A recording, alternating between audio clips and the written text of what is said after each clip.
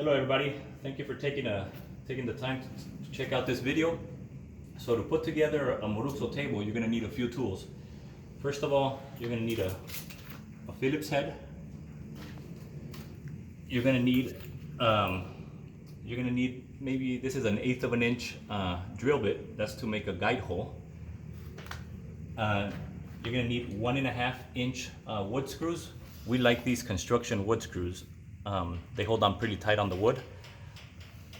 Optional is this extension that you're gonna be using to drill the screw in. You're gonna need an impact driver if possible, and a drill. You can use the drill or the impact driver, but if you have both, use the impact driver to put the screw in, and use the drill to make the hole. Also optional, I forgot to mention, is this. It's a square bit. The reason why this might be a little better than the Phillips is because it holds on really tight on these type of screws. They don't strip with this square, so this is a square tip. This is optional. So what I'm gonna do now is I'm gonna show you how to put the table together. First of all, you're gonna put the table face down with a nice side down, right? And then you're gonna start, if you have the beam, you're gonna center the beam at the middle. In general, the distance between the end from here to there on a beam is 14 to 15 inches. But what you wanna do is you wanna make sure you measure and that it's centered from each end, right?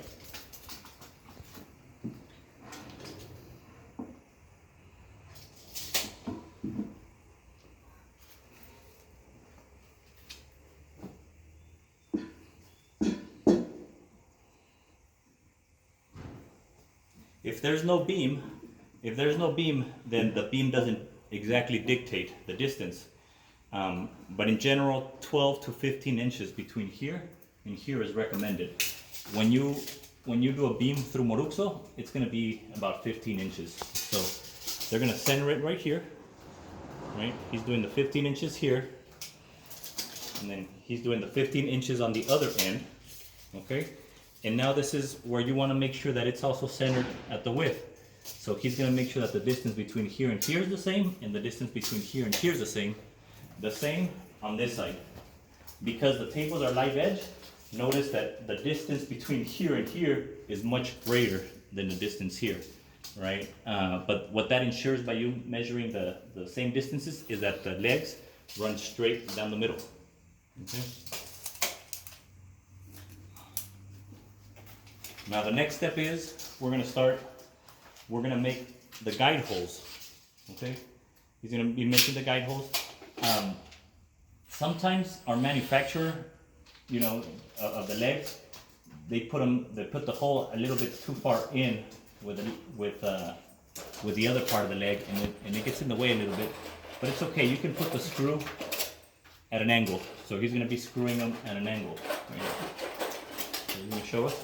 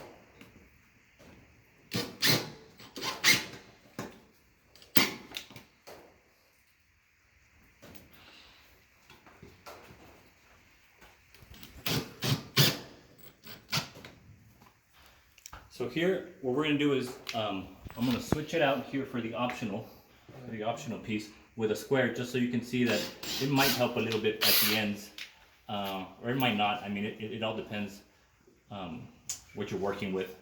But here's the optional, and here's the Phillips.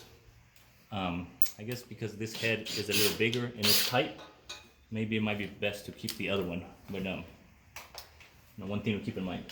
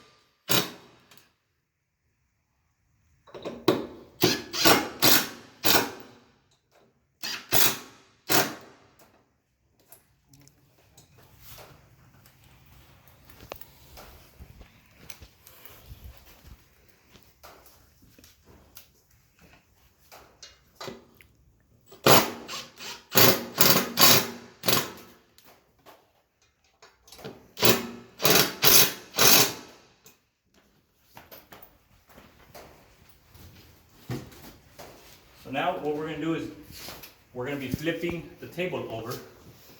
So the gentlemen are putting a blanket there because we're going to be putting it on its edge.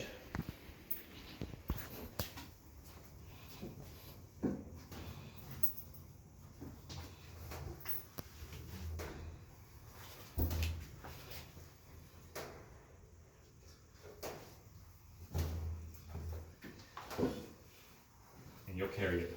So in general, this is a 7-foot table. Two average strength guys can handle a 7 and an 8-foot table the way these gentlemen did it. If it's bigger table, 9, 10 footer, you might need a third person, and it all depends on their strength and So this table in particular has a glass with it. So you just put the glass right there where it belongs.